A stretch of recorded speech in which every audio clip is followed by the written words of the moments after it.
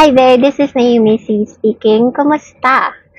If you are about to face your final interview for a call center job, make sure to watch this video until the end because I will reveal to you the top 5 mistakes that most newbies make during the final interview stage and how to avoid them. So I'll share with you ways on how to avoid them.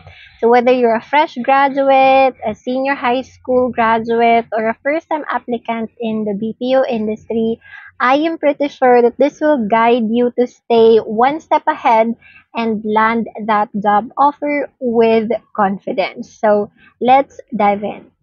Mistake number one is over-preparing scripted answers. Siyempre, kapag sobra, ay masama naman, diba? So, the reason why this is a mistake is because if you do it that way, it will make you sound robotic or rehearsed.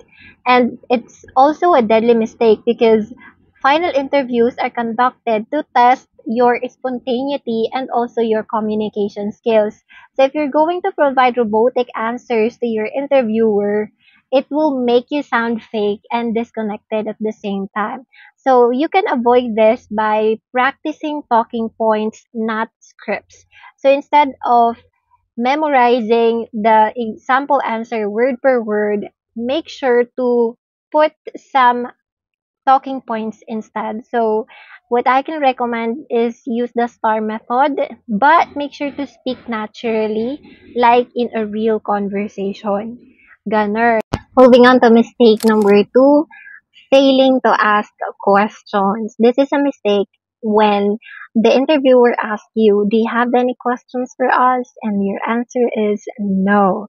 The reason why this is deadly is because you seem passive or uninterested in their company, may it be related to growth in that specific company or you're not really a long-term fit for that role. So you can avoid this by asking about career growth, training programs, team culture, or even what success looks like in that specific role.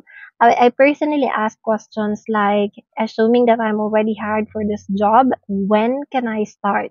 So this is a bold question, but I feel like this will tell the interviewer na, oh, she's really interested with this job kasi she really wanted to know when is the starting date for this specific position.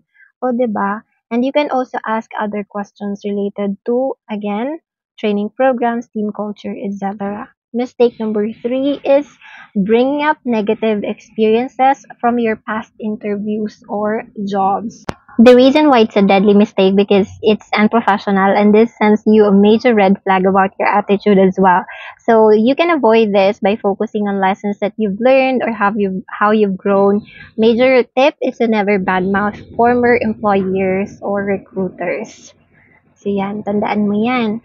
So mistake number four is undervaluing yourself or sounding too desperate. So this is a mistake when you say things like, I'll take anything or I just really need a job. Or the reason why this is deadly, of course, is because it lowers your perceived value and confidence. Parang lumiliit ka sa paningin nila, parang bumababa yung value natin.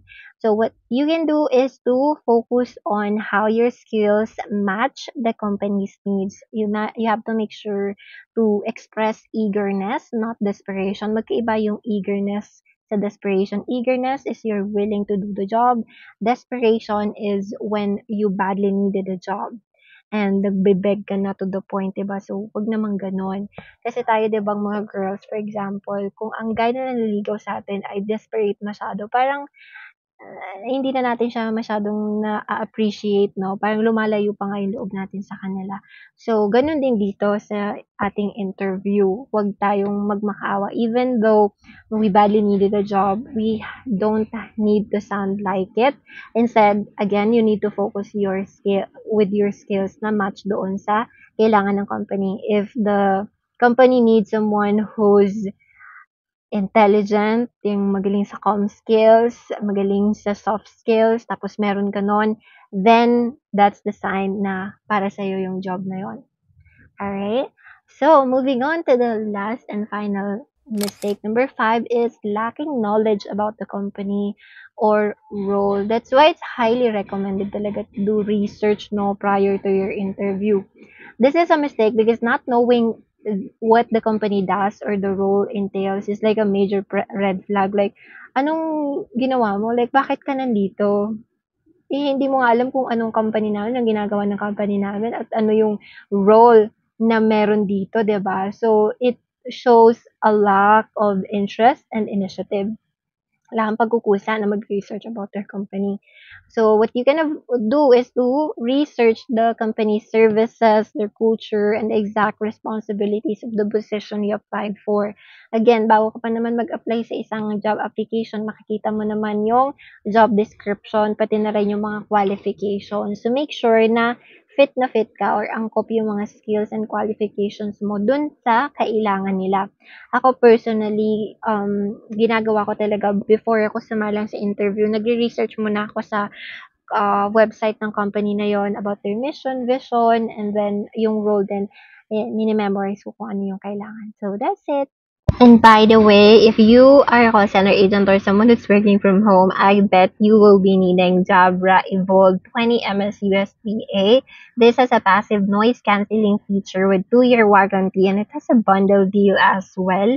This is the one that I'm currently using at the moment and I highly recommend this, especially if your environment is noisy. Right now, sobrang ingay ng kalsada dahil binubungkal yung kalsada. And nakatulong talaga 'tong headset na 'to para hindi marinig ng mga clients and customers ko yung ingay sa labas. Kahit yung electric fan ko sobrang ingay niya, yung kapitbahay namin, yung aso ko napakaingay, yung radyo, yung TV napakaingay talaga. But with the help of this headset, hindi yon naririnig ng client. Even kapag malakas yung ulan, as in dinig na dinig talaga sa bubong, pero ako lang nakakarinig nun, hindi yung customer. So make sure to check this out. Must buy. Take care.